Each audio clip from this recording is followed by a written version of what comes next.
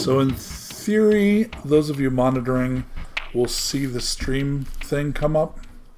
It should say stream starts soon. I played some music, but I'm not sure if it's going on.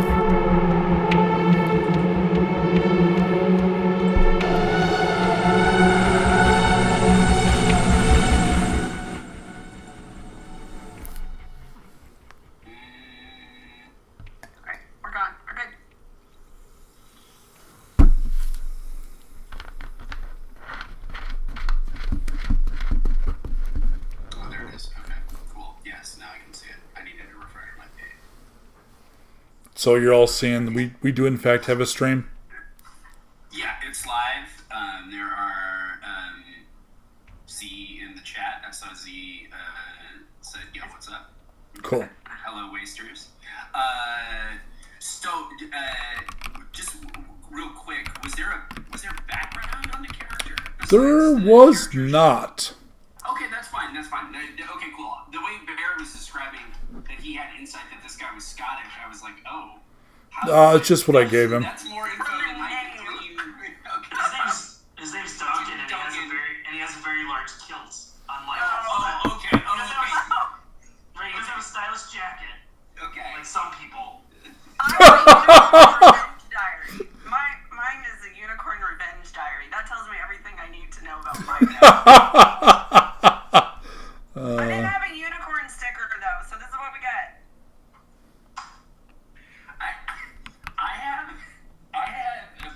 This book that I have in my pocket that I have on me is called The Quarterback's Secret, and it could be either a sports novel or a gay porn novel, and we'll never know. Porque no left dos. Porque no lo dos. No lo dos. Exactly. Yeah, I was going to leave that up to you. We'll see what happens. Let's go, baby. Okay. So I have to do one more thing to get the chat started. I got my digital D12s ready to go. Oh, nice. I have real ones. Yeah. I have real ones, but they're of 3 different flavors. So Yeah, I cobbled together some sets. All right. Mine also are a hot mess. If you're all ready, I'm going to get us going. Yeah, let's go. Let's go. All right. Welcome to the stream, those that are going to join us live and those that will come to do a peeky looky-loo later. Also, I will ask, let's go ahead and tell people that we're live so people will be able to come and join us. Let's go on my socials here. Come on, don't be... let's see. Yeah. Edits. All right, as soon as we get this out... Wow, my YouTube channel is set up so that it says, The Wandering Wizard, I am a game. Yeah. I am a game. I thought that was on purpose. No, it was not. Yeah, it says I am a game. I was like, oh, that's clever. That's fantastic. I'm going to assume that you listen to Patton Oswalt. Yes. I hate. All right, folks. Welcome. We just did a slightly over hour-long demo of character creation and basic mechanics for Nuked. So if someone was curious about the game and wanted a general idea of what this was and how it worked, hopefully we now have fed that beast and you can come see that and get an overview. I also did it was a lovely interview on Tabletop Misfits, and we talked for Nuked for about 45 minutes. So both of those things are going to go up with links on my site, and also now this is the first of my... I've been weirdly pea-shy about posting to things like YouTube, but now I'm going to have 2 videos up here, so I got no excuse not to post more. Yeah. Break the seal. So the second part of this, and Duncan, you're a little to the left of your window. Yeah. I asked 3 friends who are familiar with the setting to come play. They're also 3 of my favorite players. The person that says Clover sadly is only their character name. That is actually my friend Z, who is a tea sorceress. And all I've been upgraded to a sorceress. Let's go. In the middle there is somebody that I recently described as an Austin improv legend. Aw. Actor, voice actor, and all around amazing person, Shannon McCormick. Hey. And to the right is I recently, I think only about 3 years ago, started using brother in the wrestling sense. So Barrett is my brother. We have fought audiences on stage. We have violated court orders when performing South Park. We have engaged in shenanigans. Were you with me when I'm gonna forget his name, but we did the improv on Mousetraps? No, I've done it, but not with you. Oh man, that was special. Then the game, of course, is not to make excuses not to walk across the stage. I mean, towards the end, a couple of us were rolling around the stage. Yeah. Yep. That's how you ramp it up. Yeah, for sure. Even though you know you're going to pay for it later. Yeah. All right. So these lovely people, and a little more the 2 on the right as opposed to the lovely rabbit on the left. Nuked began because Shannon and Mike Delonzo called me and said, "Dude, you run games. We like games run online. Why don't we run a game online? You'd be the guy to run that." And I said, "Sweet Jesus, do we have to do D&D? Because everything's D&D." And they needed a little convincing, but I pitched, hey, what I really love is designing things. So how about I make a special sauce and we play in this special game? And they were very brave and backed the call.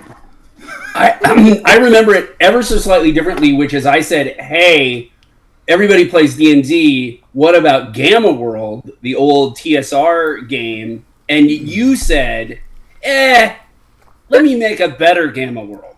Like, basically, you were like, let me take that idea and let me put the nice little sauce on it and do it my way rather than running some stale old TSR game from the late 70s. I mean, to be fair, Gamma World's the shit. Metamorphosis Alpha was something that was absolutely primal to me as a gamer. But as a kid, it was like, oh yeah. But then I don't remember how the mechanics work. But first edition Gamma World has a bad case of early role-playing. And then late edition Gamma World, they tried to monetize it by making your skills and feats come in booster card packs. What? Because it was during everybody got the disease of you can make $1 million if you have cards. So it was like a weird game. So it was like a loot. It was like a loot pack in a video game, but like with physical paper. That's I would check the hell out on that. That's one of the reasons I was like, yes, but no. Absolutely fair. So we did plow ahead and play. The first edition of the game, I wrote while I was the sickest I have ever been, because I had that first edition COVID. The thing that wasn't like a bad flu, it was like you lose your sense of taste and you're like fucking dead for a month. I had that COVID. And it was before they monetized it. It's that first edition. So I called the first edition, literally in the book it says the COVID edition, because one of the weird flexes is I'm super proud that I managed to write it, lay it out, and get it together while barely coherent. And I also ended up with some long COVID. Like, it took me years for my brain to come back. Like, I've only recently regained my short-term memory. So it's nothing short of a fucking miracle that thing even exists. But we've had over 2 years, after a wonderful 2-year campaign, for me to revise, rewrite, edit, playtest at a fairly large scale. Barrett got to play this at the Page, the Philadelphia area gaming expo, and one of the nicest things that came of these late, like, here it is, what do you think, was like, well, that was an improvement. Like, and hearing that from somebody that had played it from my mad ravings was super nice. So we are now at Nuke 2nd Edition, which is now launched. I'm also doing a series of novels, and the first novel launched today. It's called Hello World. And if you're a programmer at all, you know why I called it Hello World. And it says certain things about the story. So, yeah, I sent you guys a link to a document of some basic, like, this will not be the Nuked system you remember. Mm-hmm. That is correct. Yeah, it's a 3D12 based system. It's very easy to use. So once you've made a few rolls, you'll be all over it. Let's just get going, because we're not doing a long session. We're doing a quick and dirty mission. So, sounds good. Yeah. Well, being a rabbit, I appreciate quick and dirty. So we have 3 traveling companions. We're going to say that these 3 characters have been traversing the weird wastes for about 2 years together. So they're at the point where they know they can trust each other. They're at the point where they have a good sense of what each other's abilities are, what they can be relied on to do, what they absolutely cannot be relied on to do. So on my left there is Clover. I know I didn't give you a huge amount to work with, so this is Improv Challenge, which I know is more exciting for Shannon and Barrett. But I know you're up for it, so improv away. What's Clover look like? Well, Clover is a beastie, and she happens to be of the bun persuasion, hence the ears. Yay! She's got a fuzzy chest for people who like to cuddle. She is small. She is feisty. She is cute, and she kind of has that whole a slightly psychotic thing going on. Like, she's adorable, but she will happily sick her much bigger friends on you. Okay, and second in the group is a human mutant named Evers. So here's the thing with Evers. One of the most important things that you need to know is he's wearing a super cool jacket. Like, and like a lot of things with Evers, if you look at it, you're like, that's too many buckles. But wait, it's actually really cool, right? So you're kind of riding this line of, is it douchey or is it cool? And that goes to his hair as well, because he has like a kind of copper-colored ginger hair. You just wiry. described the entire goth scene, Shannon. Yeah. So it's wiry. He's got this red hair that he has kind of spiked up a little bit like Heat Miser, but it's again, it rides that edge of like, God, that guy is trying too hard. It's really it's actually pretty cool. It's like it's right. There's a fine line between cringe and cool, and you're using that line as a jump rope. I got it. That's right. That's he double dutches on that thing, right? So that's his vibe. So he gives off this kind of like, is this guy a total tool, or is he actually, can he back it up? And third, and certainly not least, would be Duncan. Yeah, Duncan's a troll, man. Duncan's huge. Duncan is 7 feet tall, green with horns, and a giant brown beard. No hair on his head. Wearing a kilt with a green blue tartan. No shirt. Backpack. Big cudgel. With a raging caffeine addiction. Nice. So our 3 characters, are hanging out at the Chili Barn. The Chili Barn is in the northern part of central Texan, which I know the players are familiar with. But the main play area, for anyone that's watching that doesn't know, is Texan. Texan is what remains of what was once Central Texas. The Chili Barn serves chili, and they have a big pot in the middle of the room. And the one kind of heresy of it is because of the rarity of certain ingredients. It is a meat, but also bean-based chili, which, despite the 100 years or so that have passed, is still a heresy in certain parts of Texan. But it does spread the ingredients so bigger batches can be made. They make up for it with extra spicy. They have not had chili on offer for about a week because they ran out of beans. And rather than making, what's that weird chili from the Northwest? It's thin. It has some cinnamon in it. They put it over Skyline chili out of Cincinnati. Skyline. They put it over spaghetti, which I kind of dig, but it is a weird chili, and it's really thin too. It's almost like hot dog chili. So rather than do that, they were like, we're just gonna save the meat and wait for the beans. Another party recently delivered beans from a trade with a small group that's a little further down the road, and they've added that in, and it's for sale. Which of these characters would indulge in chili pot?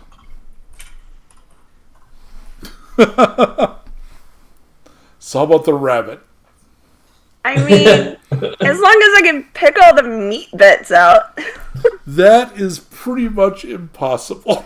Now, do you have the herbivore mutation? I do. Okay, so this literally, I think the smell in the Chili Barn would make you all whoopee. And you've been here a while. I think the staff would probably bring you like greens and things and put a little bowl in front of you with an apologetic look on their face. Yeah, it's like a bowl of onions. Fantastic. An onion's a vegetable, right? Close enough. How are you with peppers? Oh, I'm good for the first 3 hours. So they put a big sympathy bowl of onions and peppers in front of you. I do have a little pouch of emergency snap peas on me. That sounds like a good band, Emergency Snap Pea. Duncan, I would assume this will have no effect on you. Despite the spice, despite that, you can consume heroically from this. Evers, it is a little more challenging for your average gastric system. Are you putting away a bowl or so? Oh, Evers, sorry. I'm just getting used to my name. That was a question for Evers, correct? Yes, it was. Yes, it's like a bowl is fine. I don't need to eat to the level that Duncan does. Duncan, I need you to make a notice check for me. So, one thing about the rules, there's a rule called assisting. Assisting is when someone else who is trained at the skill you're attempting can help you. However, you can't assist when it's a reaction. What I'm asking from you now with the notice is a reaction, so you can't actually get assistance with it. So the way this is going to work is I'm going to give you a difficulty. You're going to subtract your skill level for the skill I call for. That's going to give you the target. Then you're going to roll 3 dice. Every die that rolls the target or higher scores. 0 scores, you fucked up, you failed, no good. 1 is a partial, 2 is success, 3 is an exceptional success. It gets a little more granular. There's actually a botch and a crit, but we don't have to worry about that. So, the difficulty is a 10. All right. So what's your notice? My notice is a 3. Okay, so that means you're going to be looking for a 7 or better on each die. Roll 3d12. Okay, I got an 8, a 10, and a 10, which is 3 scores. Okay, and because you got exceptional, I'll tell you that one of the granular things that can add on to this is if you get exceptional and you scored at least 112, you got a crit. Okay, so you're going up. The way they do this is you basically walk up to the big pot and they'll serve you out a bowl. It's there's this wonderful place on the way to the coast where they I forget the name of it, but their tag is they serve throwed rolls. And what they do is there's these guys that throw literally dinner rolls across the room. Lamberts. And the food is amazing. And they just give you servings on butcher paper. And they come around and just bloop it out. But those Lambert throw roll guys, they can do like football field like tosses. It's amazing. Wow. So it's a little like that. So you're there getting your bowl. And you notice movement in the chili.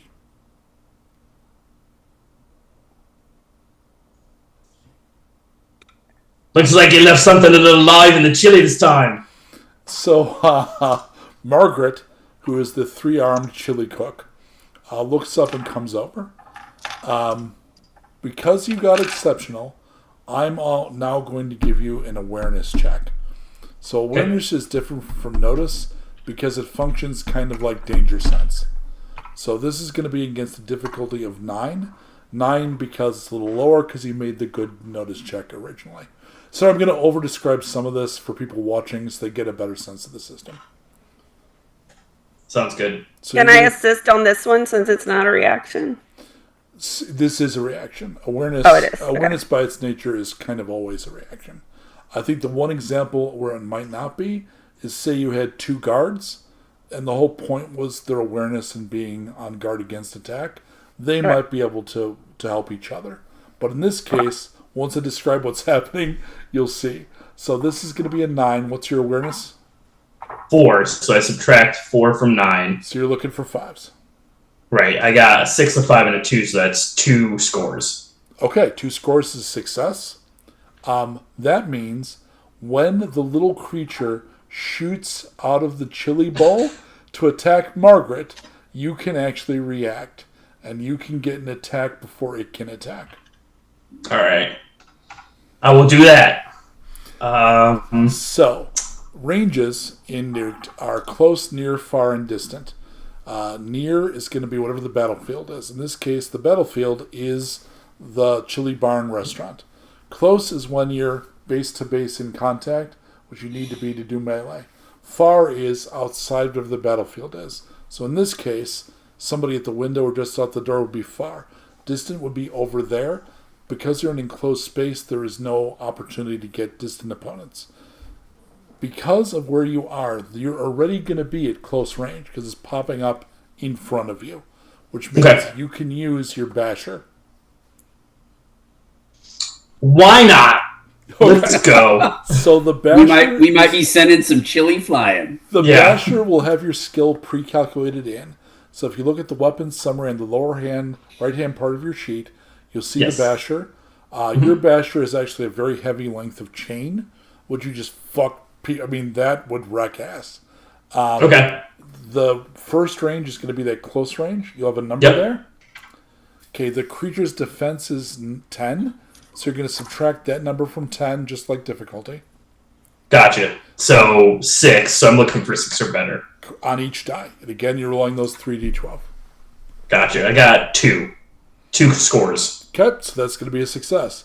And despite my infamous affection for D12s, that I did not start with a D12 design. We got here after 4 fucking years. That's right. We had buckets of D6s. Yeah. So for a long time. I'm waiting for someone to give me malicious shit over this, but so far, no. That's going to be a hit. So it has no armor against pretty much anything, because what the thing looks like is a chest burster from Aliens. Oh, boy. So picture that coming out of a chili bowl instead of a dude, and you come down with a length of, boat chain. Yeah. So go ahead and roll your dice, add them up, don't subtract shit. Okay, so 5d4. Yep, add that up. All right, let's go. 17.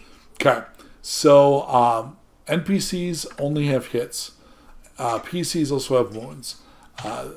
NPCs, when you do enough damage, they just fall down. Then there are guidelines the GM can use to decide, are they bleeding out, are they dead? It only had 8 hits, so you did more than double, which I'm going to say means it kind of comes apart in the middle and flips out. Unfortunately, the lower end plops back into the chili. The upper end spins away and out and away. I crunch Barbara. into an onion and say, you don't generally have this problem with vegetables. No. Wow. Typical. That's Generally. that kind of leftist screed, right? You got to make your point. Explain how woke the whole vegetable The whole thing rabbit is. community is. Evers, how do you respond to the malicious chili? So I haven't gotten my bowl yet, correct? Oh, so you were just kind of waiting with your ball? Yeah. I think to ride that line, he's going to go...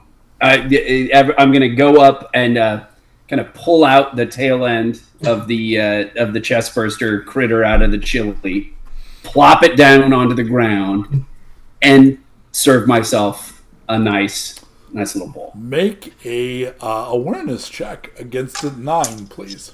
Okay, so I have a 3 awareness, so I need 6s or better Correct. on my 3d12. Good system, very easy to learn.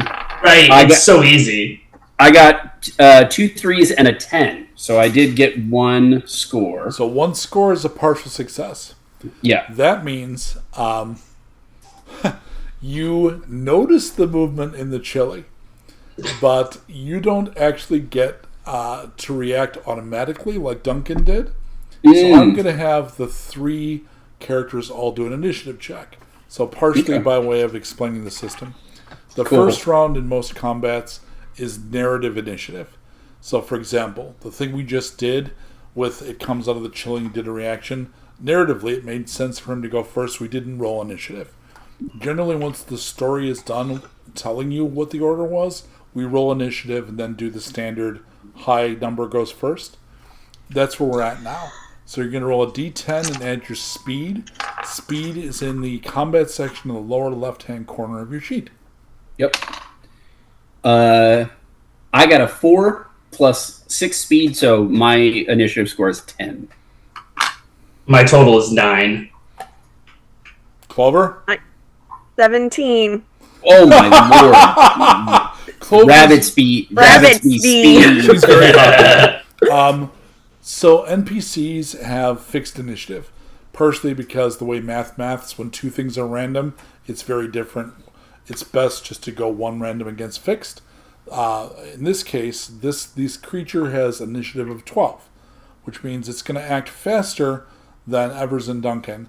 But Clover, being all happy and highly strong, you see, as Evers is literally just like tossing aside the dead body of one, another one is coming out and going for Evers. What does Clover do? Okay, so I have a basher and a sleep. What is my basher?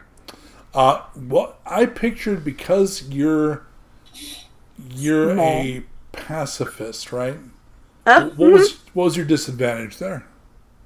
Oh yeah. I forgot.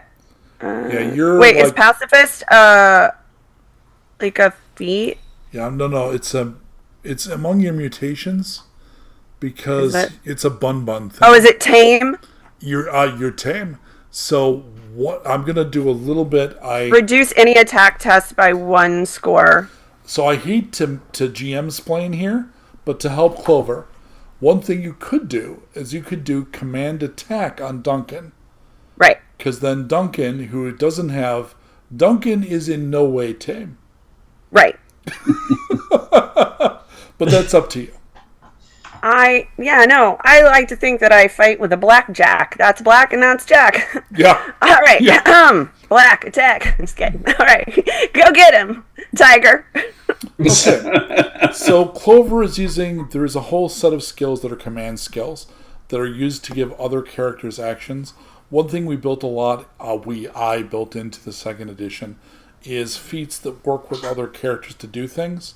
So the command set of feats allows a character that may not be a primary combat character to be involved by helping coordinate the attacks of others. So in this case, Hoppy Bun Bun, who really would rather not dive in and start attacking the monster, can use their leader ability and encourage Duncan to take an attack. So Duncan, quick! Save Ever's face! So when this happens, it's an immediate thing because you're acting on Clover's action, not yours. And Gotcha. it also doesn't count against your actions for the round because it's a gift from the leader. So Duncan, you can swing that chain again if you want. Yeah, let's go. And I think you would also need not to maneuver in because you're still standing at the pot. So you're Right. still at close range. And its difficulty is still 10. Okay. So 6. Oh, jeez. 3 scores and a 12 in that All right, score. that's a crit. A crit. Wow, let's go. You generate your damage and then you double it.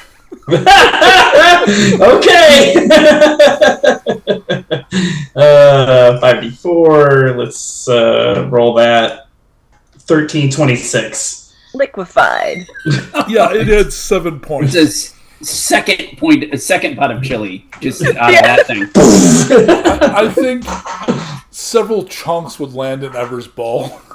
Yeah, I think I'm like ready to scoop, and then a big thing glops into my bowl. Margaret steps back. By the way, the combat is over. You poke at the chili a little bit. You take a very close look. There's no additional rumble in the jungle. I'm sorry. Bull's on us. Yep. Much appreciated. She goes around. See, I got us a free bowl of food. Ain't that a good thing, eh? And good job, Duncan. She goes around and picks up chunks of the dead critters and throws them into the pot. It's quality food. Meat's meat, love. Good. So do you eat the critter boosted chili bowls?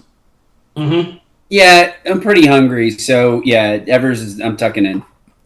I imagine it would taste like it got a squirt of chalupa. Cholula.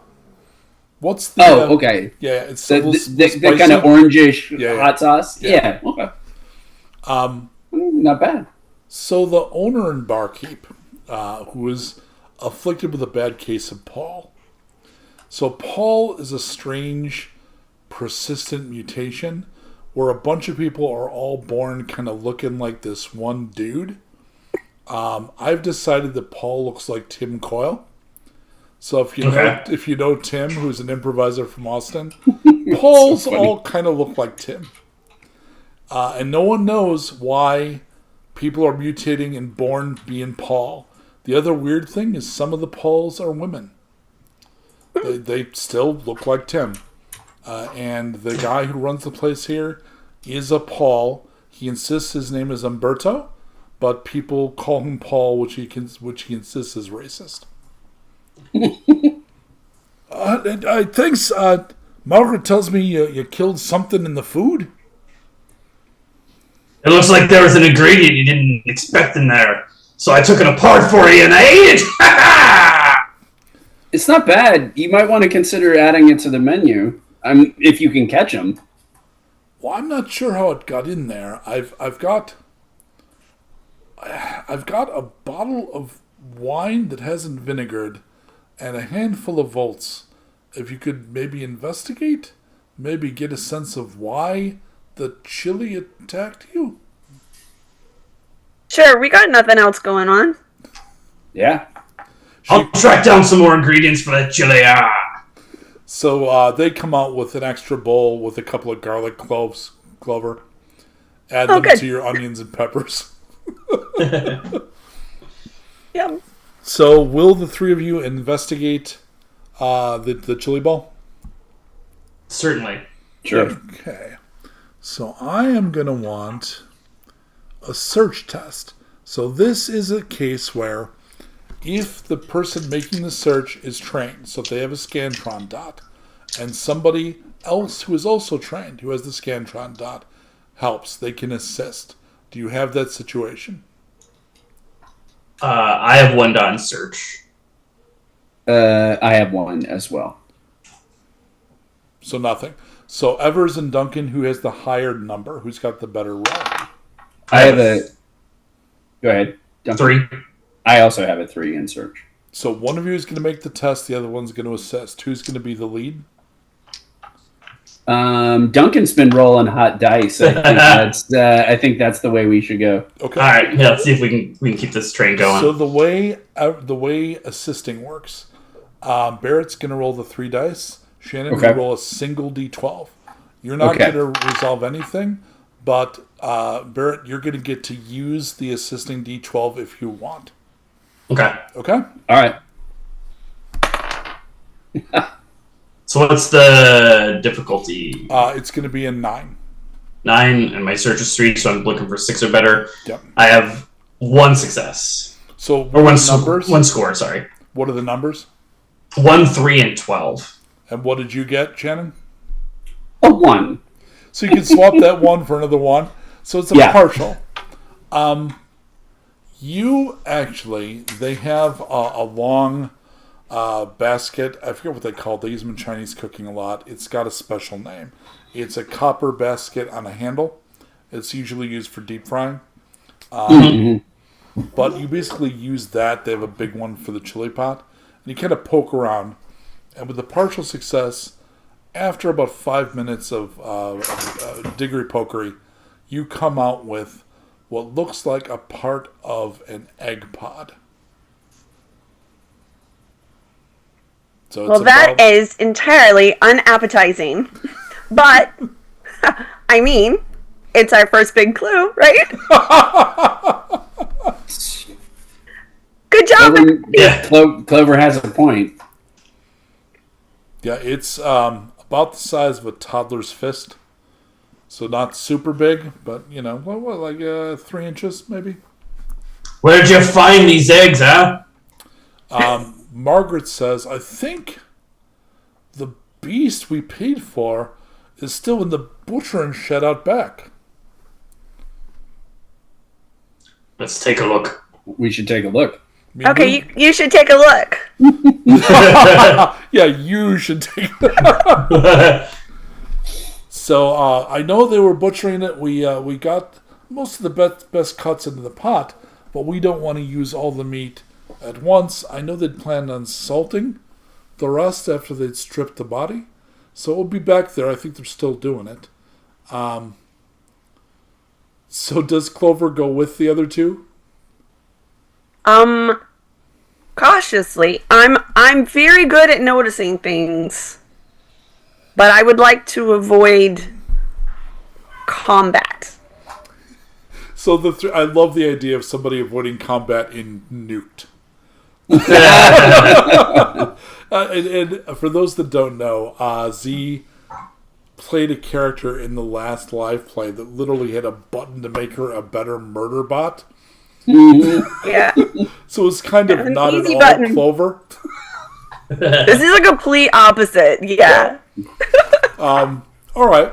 So the 3 people leave the chili barn and go out to the shed.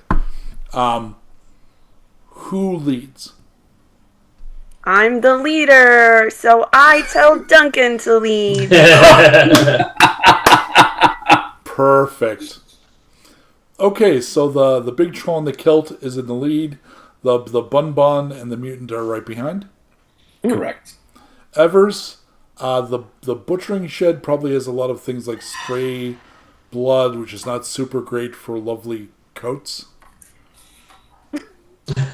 Cool coat. Would Yeah, you may want to Evers take your cool fold coat and up set it his aside. coat, or... Oh. No, I'm still wearing it. Okay. All right, Duncan. I need you to make, and this is a case where I think the awareness could be assisted. So if you have training in awareness and somebody else also has training, they could assist you. Okay, Right. I do have training in awareness. I do also. I have two dots. Okay. And the number doesn't matter for assisting. As long as you train, as long as you have any, you can participate as an assistant. So, okay, so Duncan, Clover's going to help, which means Z is going to roll a single d12. You're going to be going against a 10 for an awareness, and then you're going to get that extra die. Z. I don't need any help. I got 3 scores.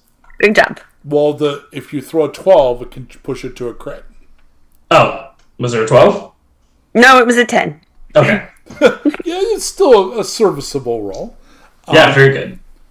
As you're approaching, and partially the reason that the difficulty wasn't 10 or higher was you're obviously on high alert going out there, right?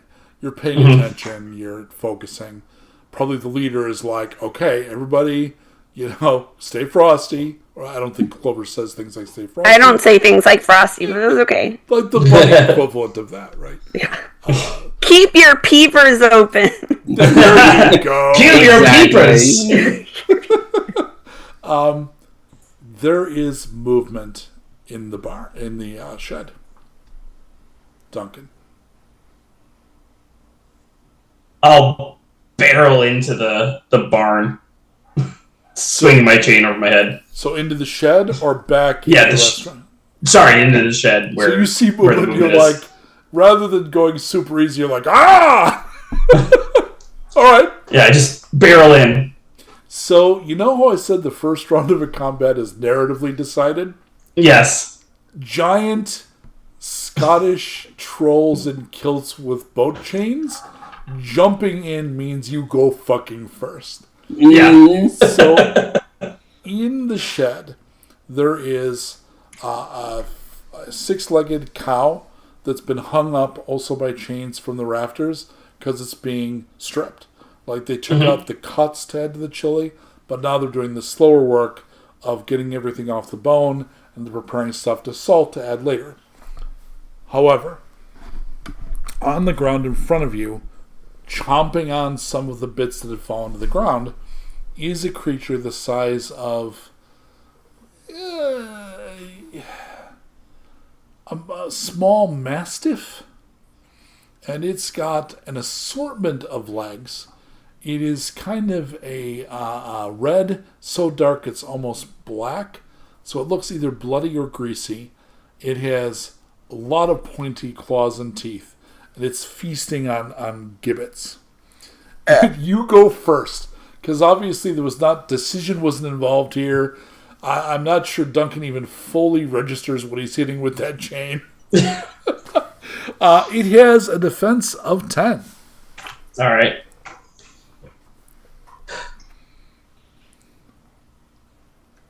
So I'm looking for 6 or better. Okay, I got 2 scores. So 2 scores is success, which means you do your damage normally.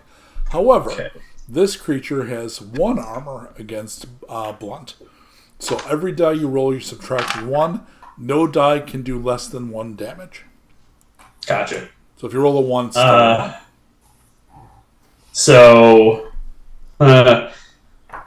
3, 4, 5, 6, 7, 8, 9. Okay. I still use red, yellow, green. Green is when it has most of its hits. Yellow is when it has about half. Red is when it doesn't have very many left. It's yellow, but barely. Like gotcha. It took that hit a lot better than the chest burster did. So you knock it off its ass a little bit.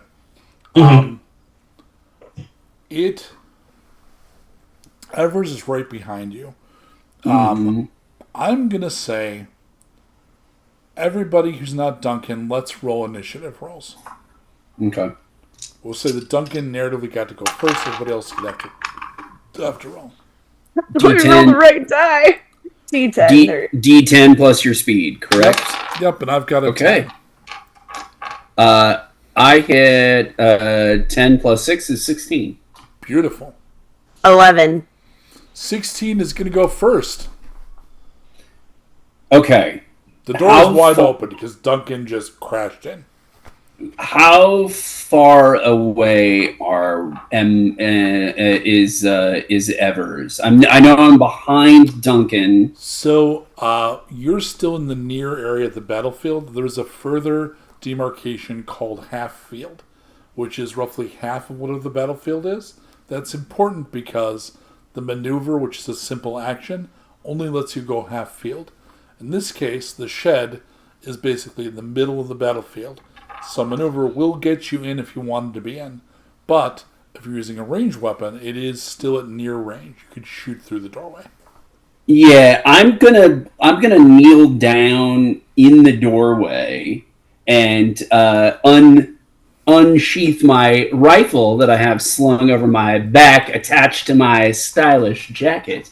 And I'm gonna take a shot. Do you do the cool move where you move the jacket out of the way when you settle down? Yeah, exactly. Yeah. All right. So you're going to be going near, which is the second range category, and its defense is a 10. So okay, so the near is 5 for me. So what am I? Remind me what I'm rolling. So I've got a 10. 10 minus your 5. So your target is 5. So you're looking for a 5 on each of your 3d12s. Yep. Okay. I got an 8. I got a 12 and a 10. I have 3. So that's a crit because that's 3 scores, and you got a 12. So that's a crit. Yep. So you're gonna roll your damage. 3d10. It has 1 armor against firearms. So every die you subtract 1. You can't go lower than 1. When you add it together after that, double it. Okay, so I got 3d10 minus 1 on each dice. That is 10 minus 1 is 9, 6 minus 1 is 5, and 4 minus 1 is 3. So that's 3, 8, plus 9 is 17, and double that is 34. It had 9 hits left. So let's go. We are some murdering wastelers. You know, in the 80s, how monsters tended to explode? Like, they had discovered the bladder effects and stuff, and the squibs to make them go poof. And, like, especially, like, 85 and on, a lot of, like, the, Full Moon Entertainment stuff was like, oh, look, the ghoulie went poof. Like, you make it go poof with your rifle. Nice. Okay. Clover. Good job, everybody. Clover would notice that several orbs, basically, have been set aside the beef stripping procedure and have been stuck in a bucket. Do these orbs look like the eggs? Well, do you go up and look? I think Duncan should go up and look. Clover understands leadership. He's closer. My pleasure. Let's see if it's tasty. You notice that they are ruptured, but you need to make an awareness test against an 8. Against an 8, you said? Yes, please. Ooh, wow. Okay.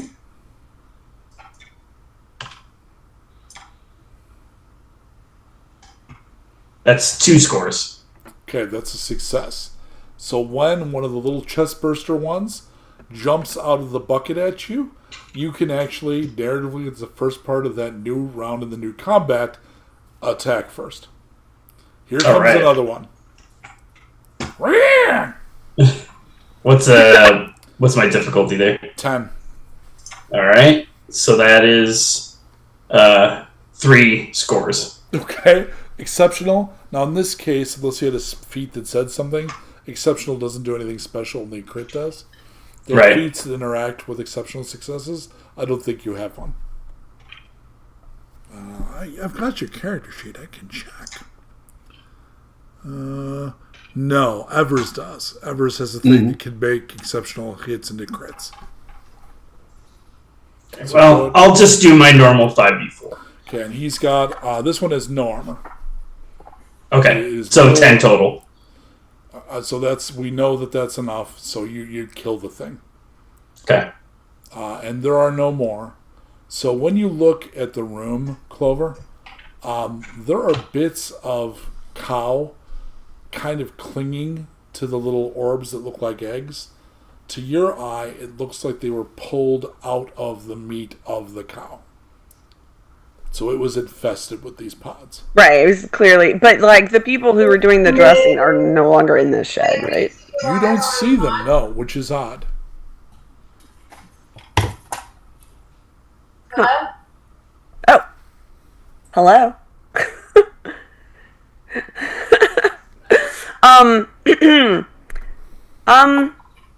Do you think, and I'm just going out on a limb here, do you think some of these crawly little things might have gotten the workers? Oh, that'd be a shame now, wouldn't it? That would not be good. I tend to like the people that feed me. Okay, I'm gonna go real quick, just check around the back, see maybe if is there a back door to the shed, or is it just the front? No, it's small enough that there's no room for a back door. Okay. Perimeter check, team. Will you hoppy and make the perimeter check extra cute? I will. I think Duncan should go that way, and then Evers and I will go this way. We'll circle around. And circle around. Yeah, meet in the middle. Sounds good to me. Why do you meet in the middle when the rest of your life is so hard? Yeah.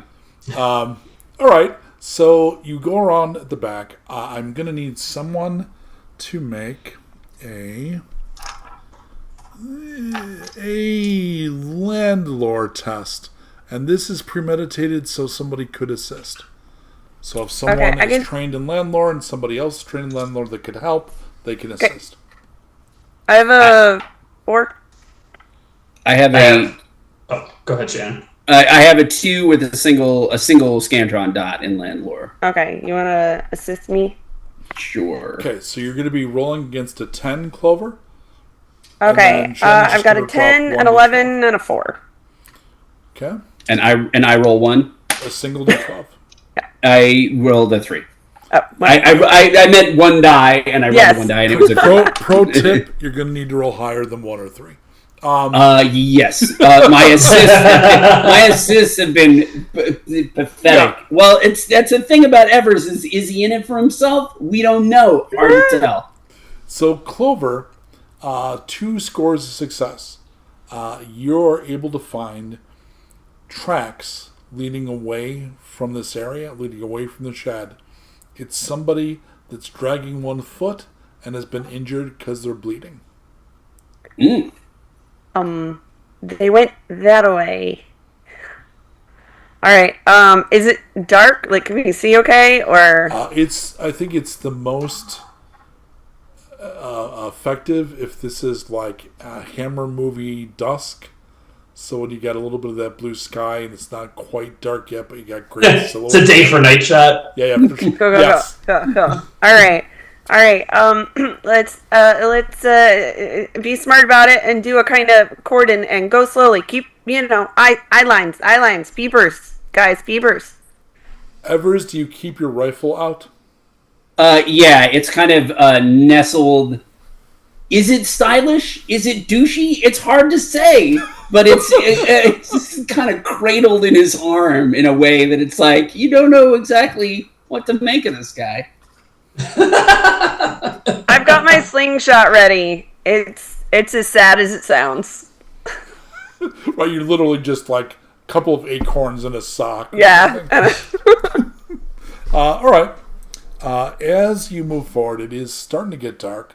Duncan, who is a chili head, knows that you'd be looking for Craig, who does most of the butchering. Good guy, late 20s, early 30s.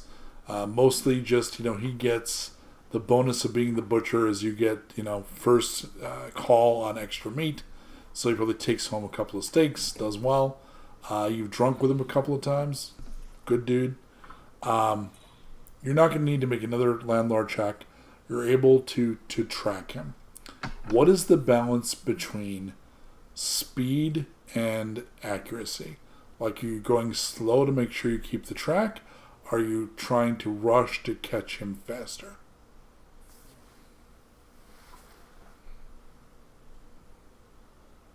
I think we go fast. But I'm a rabbit, so I'm predisposed to quick clicks.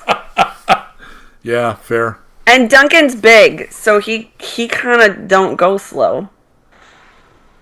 Even when he's going slow. Even when he's going slow. You have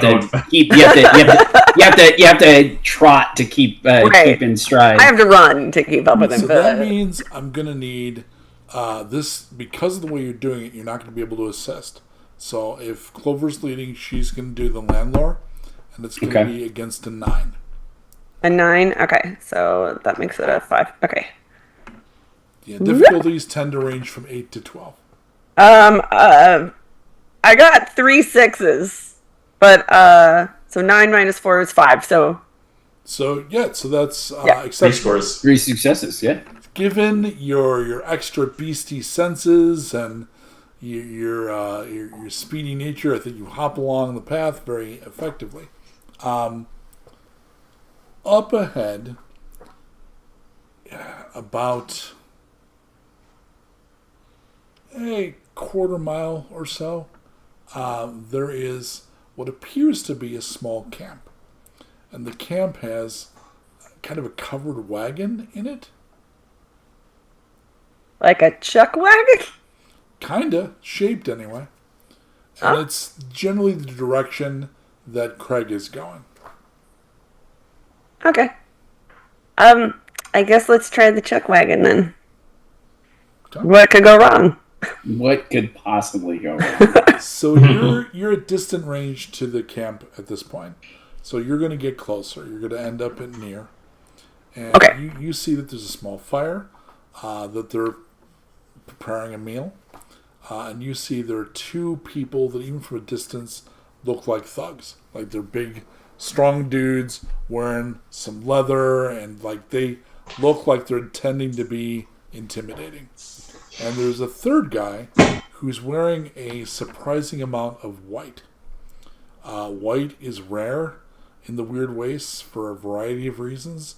If you've ever worked at a Ren fair, you know many of the reasons. It is not only difficult to generate in the first place, it is nearly impossible to keep white. But there is a dude kind of almost dressed like a surgeon, but in kind of a fetishy way. Like there is more white leather or latex than just linen about him. Yeah. But he's also wearing a mask and gloves. So not a lot of like skin visible. And he's the one making the meal. Evening, friends! The weird white dude mutters something you can't hear from this distance. One of the thugs heads a little bit towards you, and he is in one hand hefting a length of metal pipe with a fitting on the end to make it heavier, top heavy. He has some kind of jury-rigged heavy pistol at his side. Like it doesn't look like a proper manufactured relic gun. It's something that was put together. He's wearing the equivalent of heavy leathers, which means he has pretty good armor against most things. Boss says he'd prefer if you was to fuck off. I mean, we can absolutely do that, but you should probably be aware that some really strange sort of bug creatures that are infesting bodies have sort of escaped into the wilderness, and we're trying to find them, along with our friend Craig. Any chance you've seen either of those? Anyone can make a notice. If, again, you can do the assist. If the person rolling is trained and someone else is trained, they can assist. I'm trained. I have a 3. Same. Oh yeah, we had that exact same scenario before. I have assisted for crap so far. So how about Duncan assists me? Yeah, sounds good. Okay. So against the what? So you can roll the single die? Yeah. Okay, the difficulty is going to be a 10. 11, actually. 11. 11. Okay, minus 3 is I need to get an 8. You live for 8s. I got a 10 and a 12. I got a success too, or a score. So what? Yeah, so I'll swap out the 6. So I got two successes, and the third one is a crit. You hear from within the covered wagon thing someone groaning who clearly has, like something over their mouth. Like you hear that kind of thing. It's pretty subtle, but you got a crit. Hey, do you guys hear that sound coming from inside of your wagon? Yeah. Who you got in there? I clearly hear the sound of none of your damn business. I think at this point, Duncan is going to kind of... Or sorry, not Duncan. I keep messing my name up. Evers is going to, again... Is it cool? Is it not? Hard to say. Take his rifle and kind of do, like, as best as you can spin a rifle. So it's kind of like a combo of, like, some pistol work and majorette work with, like rifles in a cheer choir or whatever. Kind of brandish his rifle. Give me a intimidate against 11. Yeah, I gotta say, between Evers and Clover, we read Cheer Squad. Yeah. So against an 11, huh? 11, Intimidate. Yeah. I got 2 successes. I hit 2 10s. My Intimidate is very low. It's only a 1, but I did hit 2 10s, so that would be 2 successes. Somehow he doesn't give you the "Are you serious?" look. It's seriously, it's as much bafflement of, like, he's probably thinking, is that guy a total dick, or should I be scared? I don't. Hard to say. I'm also standing there scrunching my nose up. Right, very, very menacingly. What's menacing is Duncan's kilt. So he's like looking past all the rifle work at the troll behind us. I don't think you know that I used to do Queen Anne's drill. Like, I literally did that in ROTC in high school. Oh, wow. Yeah. I was on Dance Squad. I became a far left anti-gun lunatic, but I was actually kind of a gun nut in high school. So I was an NRA marksman who did Queen Anne's you can do drill. that. Yeah. Oh, how we change. So the guy that you have dazzled with your amazing flips, weirdly on his face is a whoa, and he steps back and pulls his gun, not at you, but has it readied. The guy, his partner, the other guy, stands up, pulls his weapon. The guy in white goes into the covered wagon.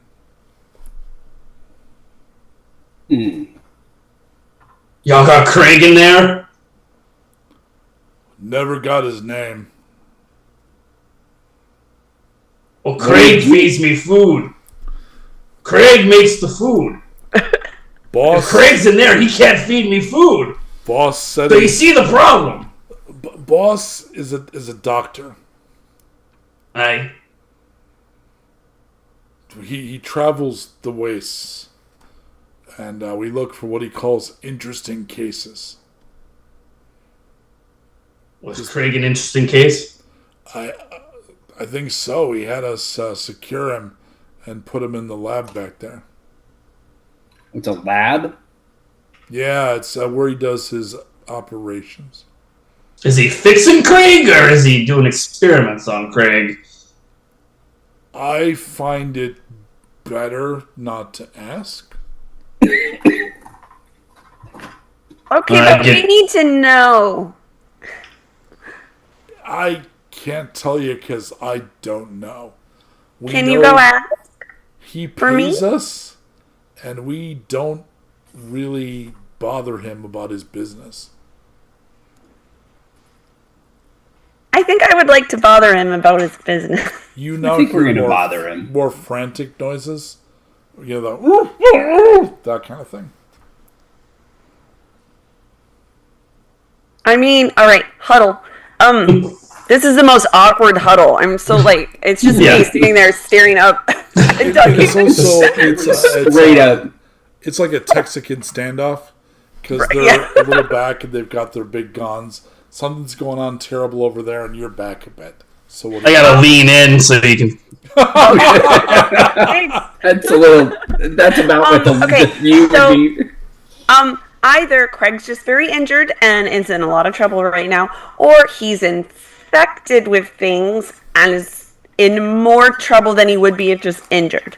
But Craig does bring the food. Your food. And I like to keep my big boy happy. So, I really think we should just, poke our heads in, see what's going on. Yeah? Agreed. I think that sounds like a good idea. Okay, Duncan, go stick your head in. I start walking towards the chuck wagon. So they are going to shoot if you advance. It's pretty clear. Okay, well, I got my orders. All right. So I've got my gun at the ready as well. So will you have your gun up, backing him up if that happens? Yeah. Okay. I think That was the part of the brandishing. So Clover, in that narrative first round, I think if you were to give Evers the attack command, you could attack before the thugs will open fire on Duncan. Up to you. Evers, make a hole. All right. They each have guns, yes? Yes. Of similar provenance, similarly... They've got the shape. They've got like a... Okay, I mean, this is more a gun than I typically go. It's kind of like a bullpup shape. So it's kind of submachine gun mass, but it's like a very heavy pistol, is what it looks like. Okay. But there's neither of them has a markedly better weapon than the other. I would look to shoot the guy with the better weapon first. They look like lesser opponent thugs that are equally equipped. Gotcha.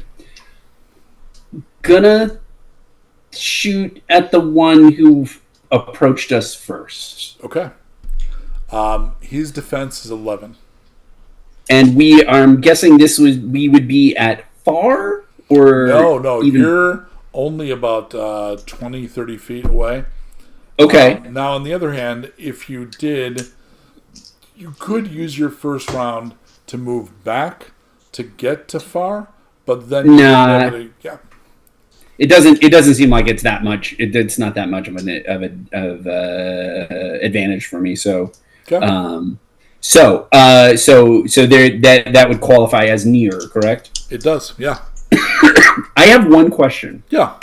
In combat, okay, so I have a couple of shooting related feats. Indeed, you do. And also there's a shoot score, and I don't know how that's different from how the combat plays out, or so like the just shoot rolling for score combat is figured in. So when you look down at your weapon there, I see. It's been calculated in already. Oh, okay. It's part of what those numbers are. That's your shoot. I see. Minus the modifier for the weapon. However, I got you. You're right about the sure shot and the crit abilities. The summary of those things are on that feat summary list I got you. The crit one lets you crit when you get an exceptional success that isn't otherwise a crit. You can push it over to a crit because you're just really good at it. Okay. Oh, however, I do have. I got to look at. I'm reading real fast. Okay, so there is in the sure shot. Yeah. It does say 1, 2, or 3 times per combat when attacking a lesser opponent with a ranged weapon, you may hit them without making an attack test. Yep. When sure shot is used, the result is automatically a success. Right. So, how often do I get to invoke that? I think I gave you it. The number is on the feat list. I think I gave you sure shot 2. Oh, that is specifically for Evers. Yeah, it's 2. So in this case, it would be 2. So you do it twice. I could do it twice. I think it's. I think it's one each then. Well, you can only do it once a round. Like Once a it's round. modified I see. with I see. attack, it's not a new attack. But it I doesn't got you. I mean got you. Good. You get to hand wave rolling to hit. You just automatically hit. I'm just gonna get this. I'm gonna take. The first shot is just. You sure shot his ass. That. All right. So roll your damage. His firearms armor is 2, so you're gonna subtract 2 from each die. Gotcha. Fire. It's 2. Now, obviously, I didn't get the cool crit bonus because I didn't. Right, use... because it won't cascade because it only gives you 2 scores. Okay, so subtract 2 from each die, so that would be 2 plus 8 is 10 plus 3 is 13. That was with all the modifiers put in. I rolled a 4, 10, and a 5. He is still green. These guys are way tougher than the little ick monsters. Okie dokie. At this point, they're going to get to shoot. They're going to split their shots because of that. One is going to shoot Evers, and one is going to shoot Duncan. Fortunately, nobody shoots the Bun Bun. Yay! It's all right. I've got jump, and I've got run, and I've got evade. I could. So, Evers, what's your defense? Evers' defense, hold on, is an 11. Okay, so I'm going to hit you. What is your armor against firearms? It'll be the 3rd number. Armor against firearms. Hold on. 3rd number. Where am I? Bottom right is going to be your combat summary. Yeah. I see it. Defense hits, blunt, slashing. Firearms 1. Okay, so I'm subtracting 1 from each die. You take 16 hits and 2 wounds. Shit. Youch! Man, here I thought I was good. And I take a wound? Yep. So all you need to look for as you do this is if that accumulated hits gets higher than your maximum minus your wounds, then we have a whole different talk. But I think you're fine for now, right? I'm fine for now. Yeah, but you're down to single digits. I'm in single digits already. Duncan, what's your defense? What's that? What's your defense? Oh, my defense is an 8, which is not. Okay, so I only get a partial on you. What's your firearms armor? 1. Okay. So you're going to take 14 halved to 7. Okay. The other thing that I think we didn't take into account, Evers, you've got a plate vest. So yes, I do. The first 10 hit points of that 16 blow up the plate. The hit points come off the plate first. So it destroys the plate and only 6 points get through, which means you only take 1 wound. There's also a note below this that says has 3 plates. So when you non-combat, you can actually... I can swap it out. It's like the they do this in the military, but there's also cop vests like that. There's literally a Velcro pocket, and you can slip in another armor plate. I see what you said. I see what you're saying. You have 2 undamaged plates to swap in, but you can't do it during a firefight.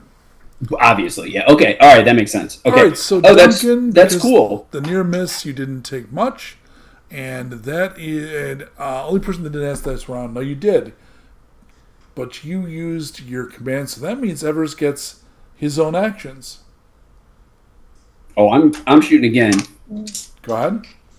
I have a question about the combat. Do I take the wound as well, or does that negate that? Because it's only going to be against the wounds you took. So you were going to take 2, but you knocked down to 6, which means 1 wound instead of 2.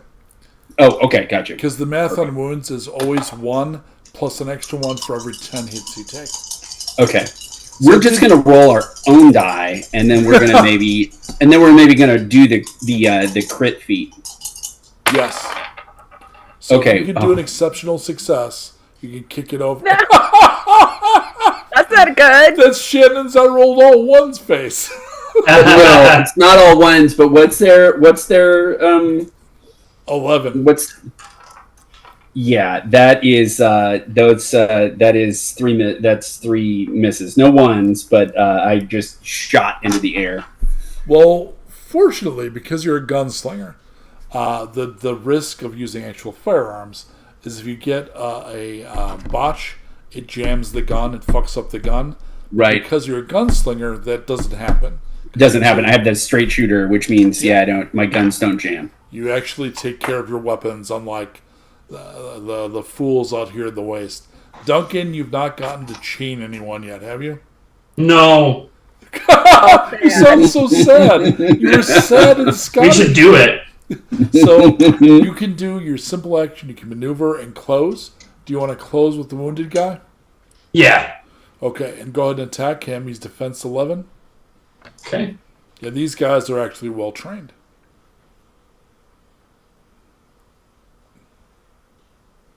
I got a partial. Okay, so he's got 2 points of armor against blunt. So subtract 2 from each die. Remember, he can't go below 1. Gotcha. And then have the result, which sucks.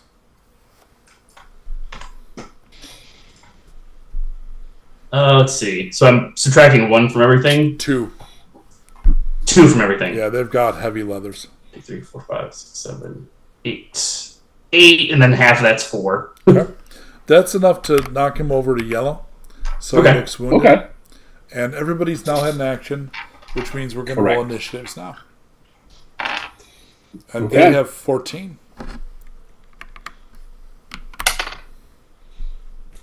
9. 12. Sorry. All good. What am I rolling again first? D10 plus your speed. D10. 10. Okay. So They're up that first. means they're going to go first.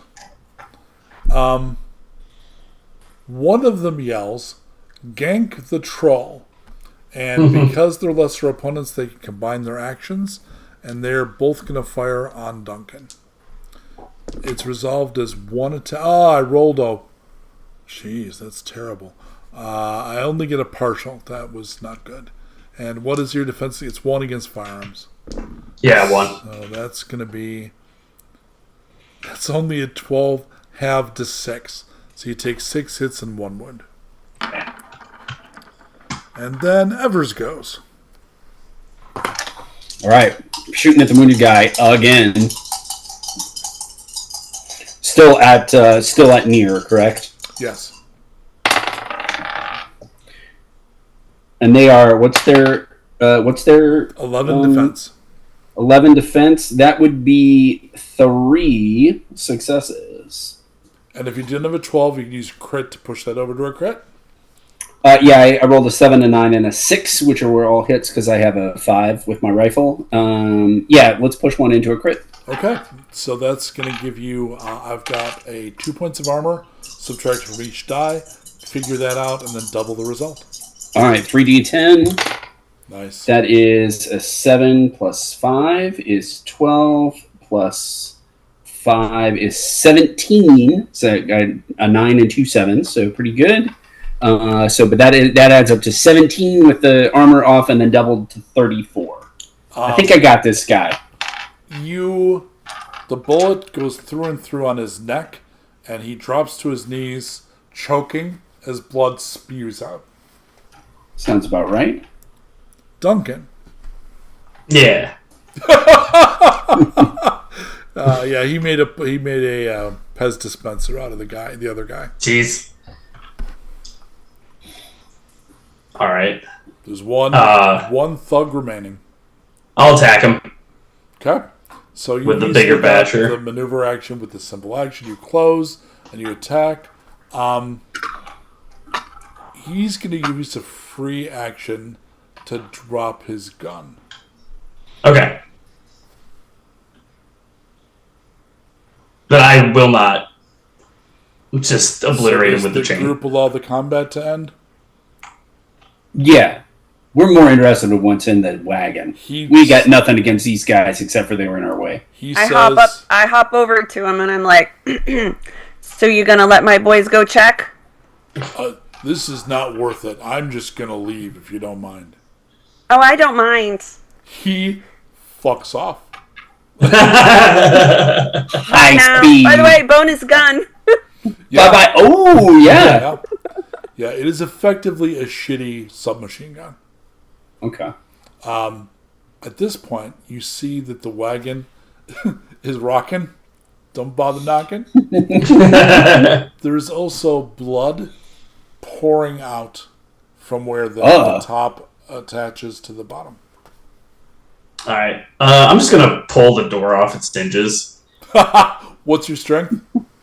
My strength is. Where are you, strength? Upper right under athletics. Oh, there we go. 4. Plenty. You you see a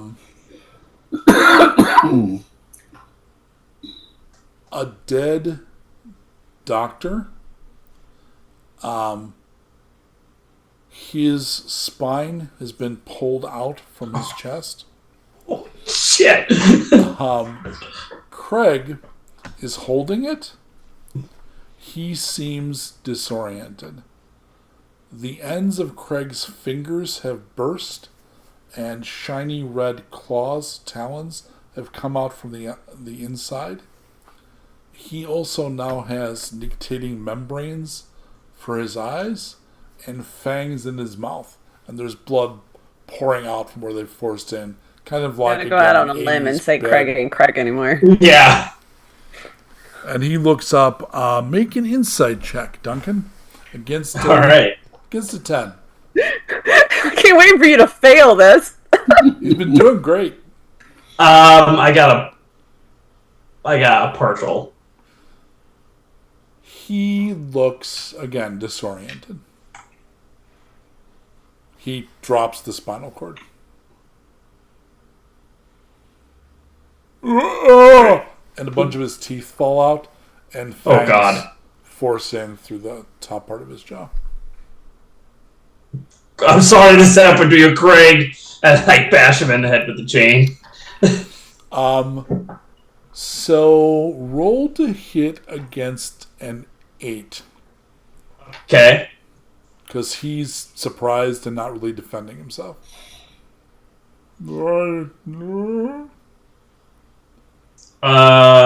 So I'm looking for a 4 or better. So what's your number? 4 for. Okay, so yeah, you're looking for 4 or better. All right, then I got 3 scores and a 12, so it's a That's crit. a crit. So he has 3 points of armor against bashing, which means you're going to score 1 point with each die because it can't go below 1, and every roll you make is going to be a 1. So you score 5 points.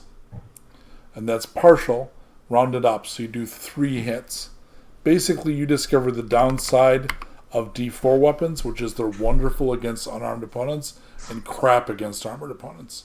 So Gotcha. you hit him, and you pull off some of his muscle and flesh. It just falls off, and there's carapace under there. Evers, what do you do? Okay. I'm far enough away. I'm like I didn't go directly right behind the door. Yeah, you're again 20, 30 feet. You're still within. Yeah, you're within near.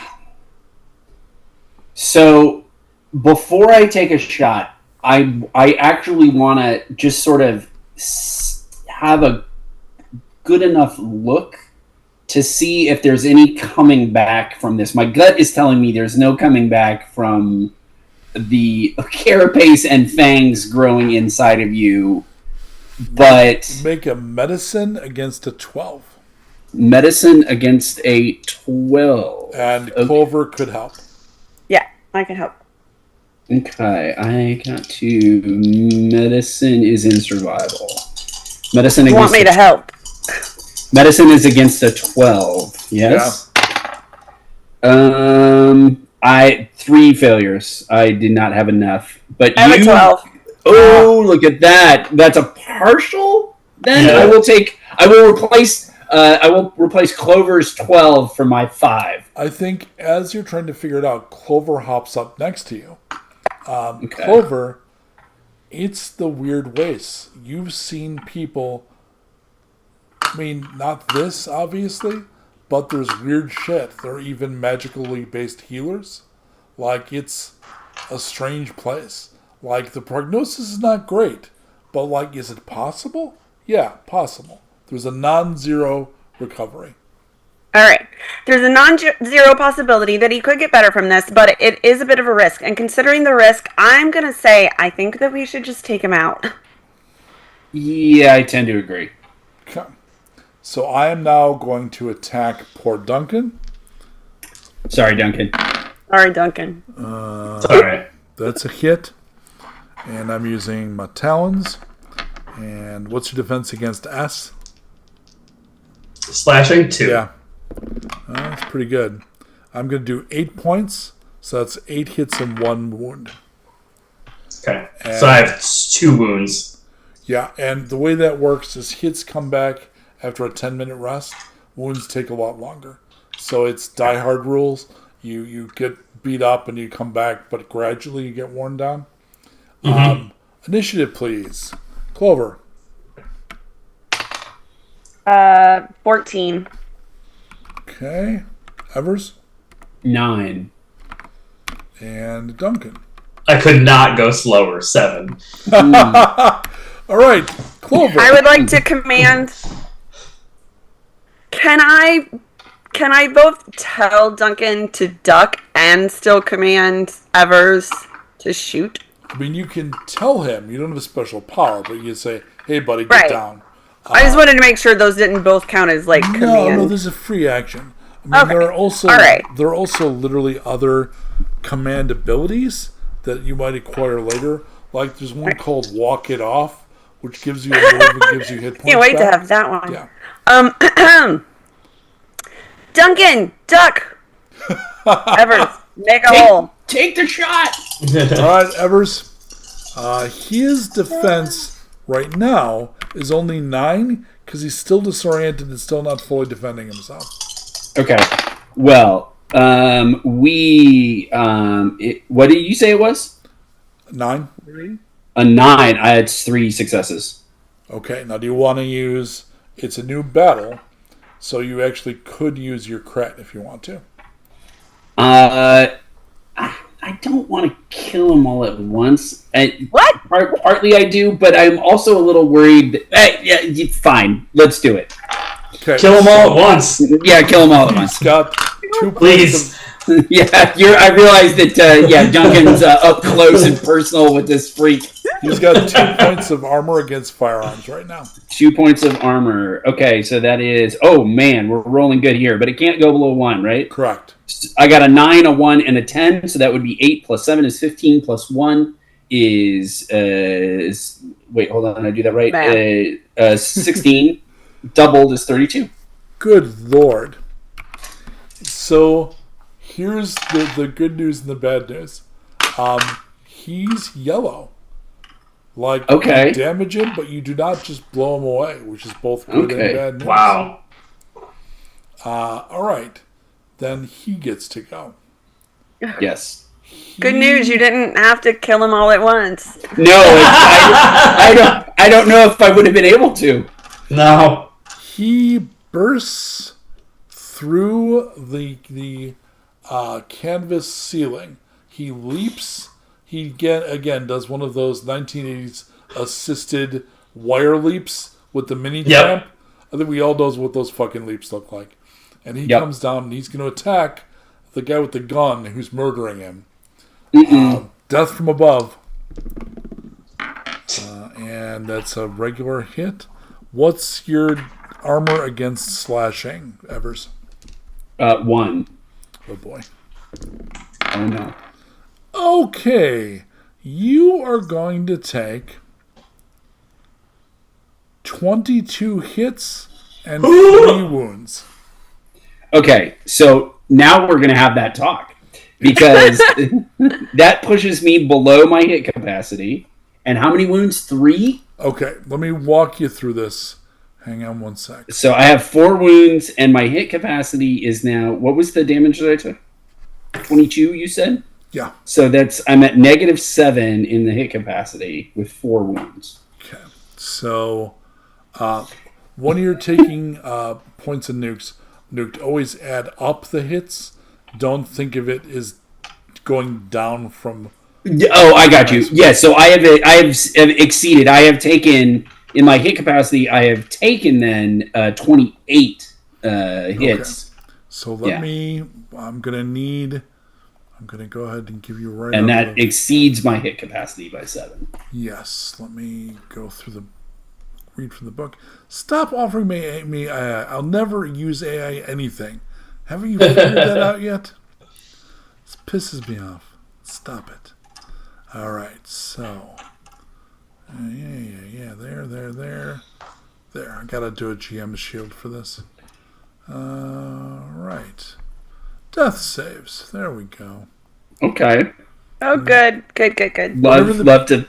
Love this for Whenever us. love. Whenever the PC takes damage, that results in their total accumulated hits exceeding their current hit capacity, they have to make a willpower test known as a death save. The difficulty of that test depends on how many wounds they've taken relative to their endurance, including the wound or wounds from the attack that forces the test. So, how many wounds versus your endurance? Is it less than, more than? I have 4 wounds total. I took 3 on that round, and my endurance is 3. So 4 means you have more wounds than endurance, but not twice. Right. Okay. So your death save is difficulty 11. It's difficulty 11 if wounds exceed their endurance. So you're going to do a difficulty 11 willpower test. Willpower is one of your saves. Yes.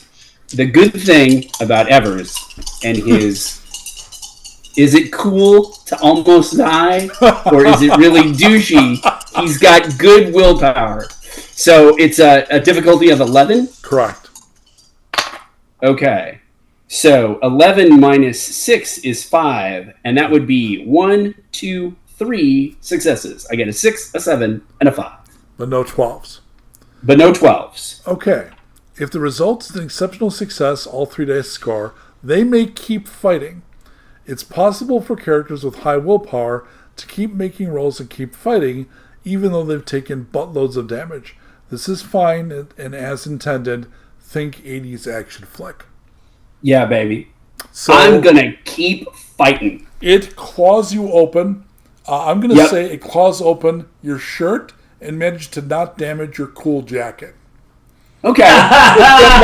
but like a really savage, like cross chest claw Mark of the Beast. Yeah, totally. Yeah, totally. All right. Exposing your rippling chest. Yeah, exactly. And you have enough willpower to be able to keep fighting, which is fucking great.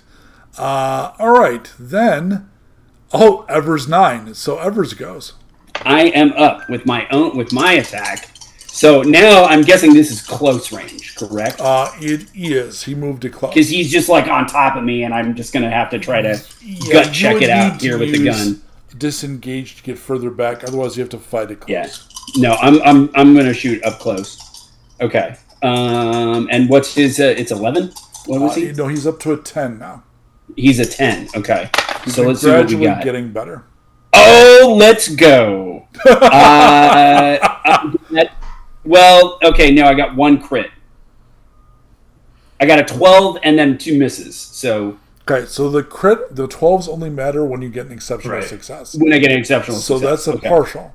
That's partial. Okay. So you're going to roll your damage minus 2 from each die, and then have it. Okay, 3d10, minus 2 for each die. Can't go below 1. Correct. Okay, so I rolled a 2, so that's a 1, and a 10 is 8, makes 9, and a 5 is 3, so that would be 13. Have it round up or down? Always up. So that's always 7. Up. So 7. And that takes him yellow. Duncan, what's left of Craig, and there's like bits falling off of him. It's a very Brundlefly kind of fight. Yeah. You can go. Like, he's now in combat with Evers. All right. This chain's not doing so good. Yeah. I learned that from my last attack. Yeah. I'll plug him with the heavy crossbow and give that a shot. Yeah, nice. You've got Give it enough a action shot. to make that work. So that's the thing. Okay, so you're going against a 10. Okay. Duncan. See, we're just a cheer squad with weapons. I got Cool jacket. Cool jacket. 2 scores. So that's a hit. So you're going to be go ahead and subtract, and this is S, right? So he's got 2 points of armor against S. So roll your dice, subtract 2 from each die. 4, 8, 9. Okay. Well, that's not terrible. All right, back around to Clover.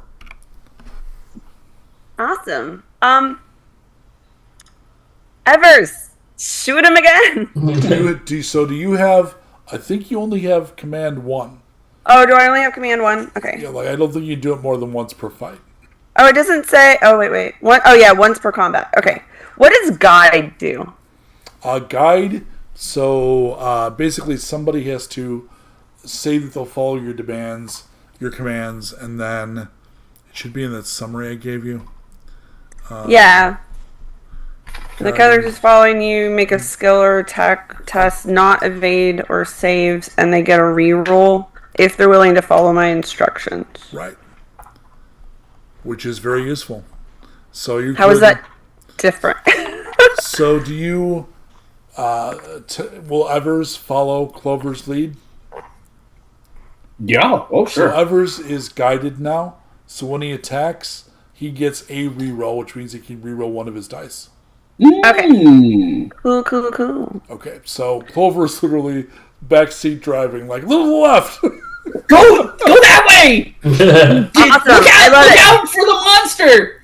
Okay, I would, in order to hopefully kind of give Evers a bit of breathing room, I would like to kick Craig in the butt with my giant bunny feet and then run away. Does guide say it takes an action? Actually, I don't know. A simple action. Well, then you can attack. Although it will be Okay. ranged because you can't close. And I also made a decision there that's your decision. You don't Okay. have to give Evers the guide. You could give it to Duncan. Evers is like walking wounded. He's pouring blood. Okay. Mhm. Oh, okay. I see. Okay, so if it's a simple action, I can still close the gap to hit him, but then I don't have another movement to get away. Correct. Okay. All right. Then yeah, switch the guide to the big dude. So you give It's it my to big Duncan? green dude. And then I won't close. I'll try and clock him with my slingshot. That you can do, because the simple action will be the guide, your complex will be the sling. So Yeah. I am now defense 11. So you're going to go ahead, you're at near range, which is the second number. Okay. So I'm aiming for 9, Well, what's your number? 2. Right, so it's going to be 10 minus, well, if I'm Okay. 10, that's 8. Looking for All right. eights, I have 2 successes. which is a straight hit. Yay. Unfortunately, he's got 3 points of armor against B. And I think you're rolling D4s, so they're going to do Yeah. 1 point each. I mean, it wasn't meant to do much damage anyway. It's mostly meant to. It's just a honk in the butt. Hey, buddy. You end Yeah. up doing 2 hits. He kind of looks at you with a dirty look as his eyeballs drop out of the sockets. All right. Now he goes. All right, Evers. I got a partial. Okay. You take 5 hits and 1 wound. Okay. So I'm still obviously in the same spot that I'm in. Well, it only changes if the wounds have reached double your endurance. They have not yet. My endurance is 3. My wounds are 5. So you're rolling the same roll. You need to I'm roll rolling willpower the against- same willpower roll against 11. to against 11. Pull exception. Keep fighting.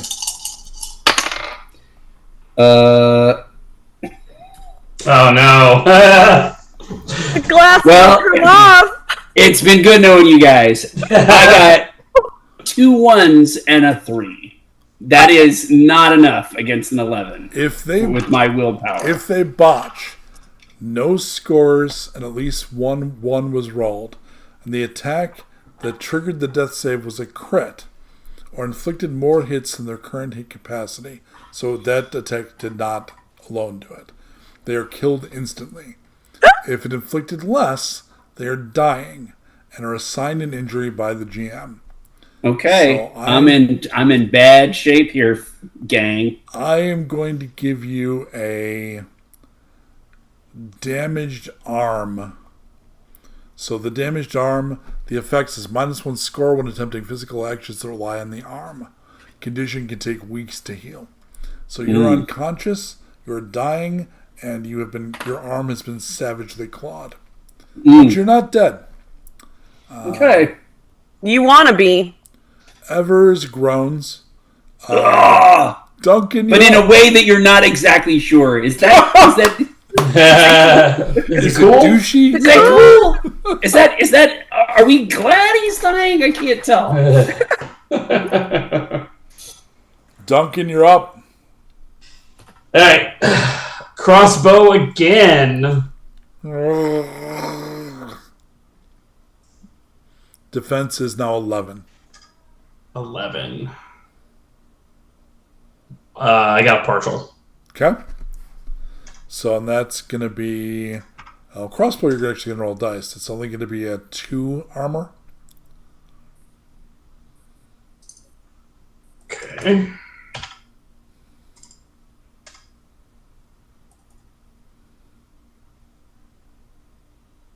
$10. Nice. All right. Clover. It's looking dire. Evers is bleeding out. Duncan is plinking away with his crossbow. And the monster is gradually losing Craig and revealing a really terrible carapace, whatever the fuck it is. So where is Craig monster now in relation to Evers? It's crouched over him, but is turned to defend itself against Duncan. And they're both standing between the fire and the caravan and fighting. So they're about, again, 20 to 30 feet from where you are, because you're a little further back. Okay.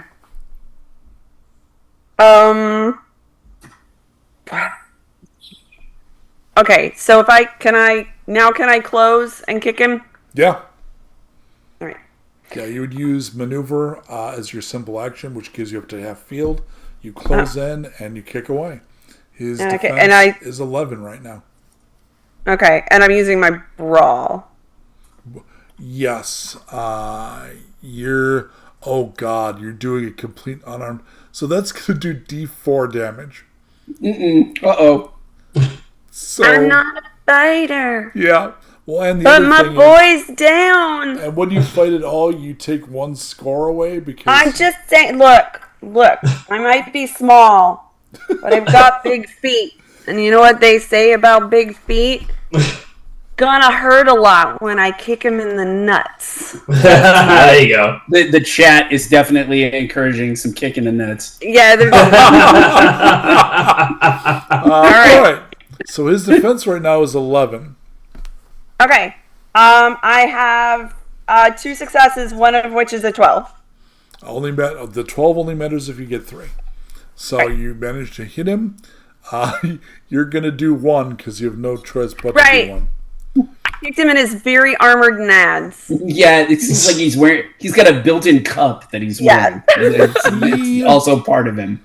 Is going to try to backhand the Bun. Oh! Ooh! What's your defense, Clover? Skitter. I'd like to use my skitter. Okay. And what's that do again? Once per combat, when you're targeted by a lesser opponent. Is he named, even though he's not really named? Okay. He's not lesser. You may use this feat to skitter out of the way before the attack is resolved. Sadly, He is the only opponent you faced who is not a lesser opponent. I was going to say, he has a name, so like... Yeah, he is a boss enemy. Okay. In that case, just evade, I guess. I'll roll. Okay, so you would be using defend, Okay. which people tend to forget to use, but you didn't because you're a bun bun. All right, scrolling up here. This is important. All right.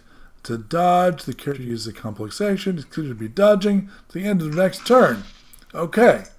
So, and you're going to just activate that now. So that means... Activate. Well, you did your attack. So when I attack you right after you, you are going to have to jump the line and use your next round's action to dodge. You go into dodge, which is fine. If a character is dodging is hit by an attack, you may attempt an evade test. I did hit you. Difficulty 8, dodging a close combat attack. So make a evade against difficulty of 8. Oh, okay. Yeah, it gets really Makes tough. it Like 5 for guns me, are a yeah. difficulty of 12. 1, 2, 3 successes! So he's trying to score a hit on you, and you're bunnying around and staying the hell out of his way. And the way that works, if there were multiple opponents, every dodge after the first is a +1. It gets one harder, but it's only one dude. All right, Duncan. Craig is trying to kill the bun bun. I hate that. I'm still going to go with the crossbow just because it's mathematically the best choice. So, Ever's rifle is almost at your feet. Oh, if I can grab that, I'll give that a shot. Yeah, because you could use a maneuver to move a little bit and pick it up. You could go ahead and use his gun. All right, great. So a rifle at... What's your shoot? It's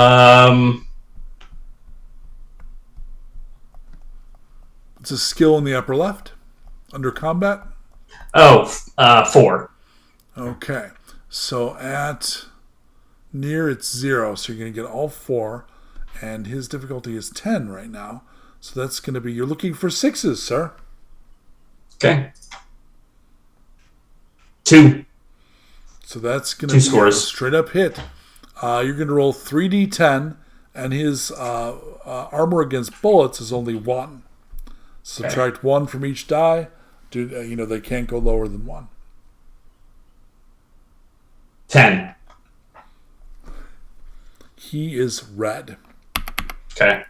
Let's go. All right, Clover, you're still dodging, and this. I'm basically trying to stay between him and Evers, and just.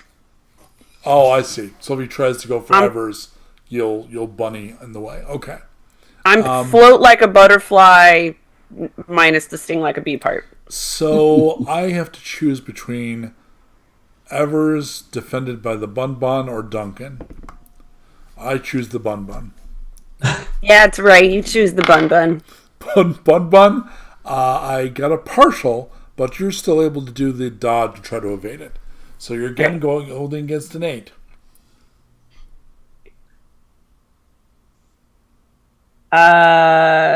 Partial. Okay, let me see what that does. I think I do half, so I take quarter damage. You take quarter damage, which is true. Okay. So that's going to be... What's your armor against S, the second one? Against slot 0. So you're going to take 6 points of damage and 1 wound. Okay. He tags the Bun Bun! Oh no! All right. Duncan, he's red. Well, I got this cool rifle. I might as well use it again. Okay. Defense is 10. Okay.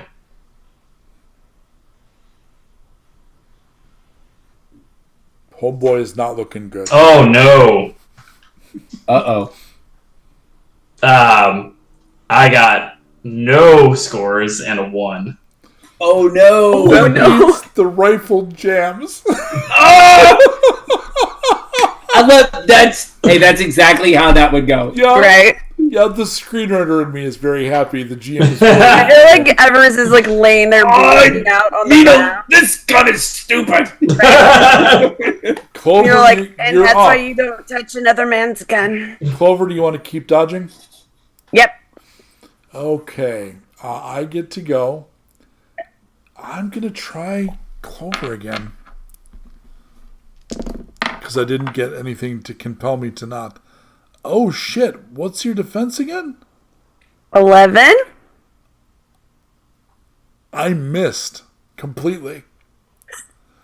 Nice.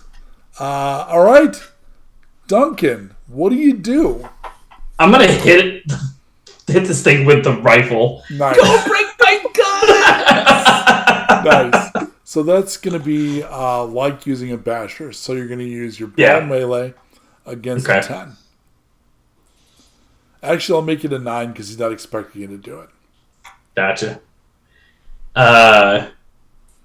That's 3 successes and a 12. So that's a crit. Oh, let's go. So we got a crit finally. So this is going to be automatically, because of his excellent armor, it's going to be 4 points, but then doubled, which is 8 points, and he only had 7 left. So you break Ever's rifle over its head, which is a way to clear the jam, I guess.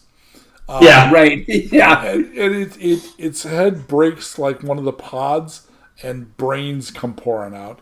And it drops to the ground, twitching. Clover, you're a medic. I am. I would like to hop on over to Evers.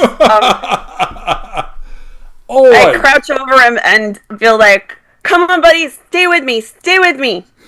Because it's 10:03 and I promised a 2-hour game, and I pride myself on being able to hit those times, it was almost exactly 2 fucking hours. So the party that was perfect. has accomplished the scenario called Bad Chili.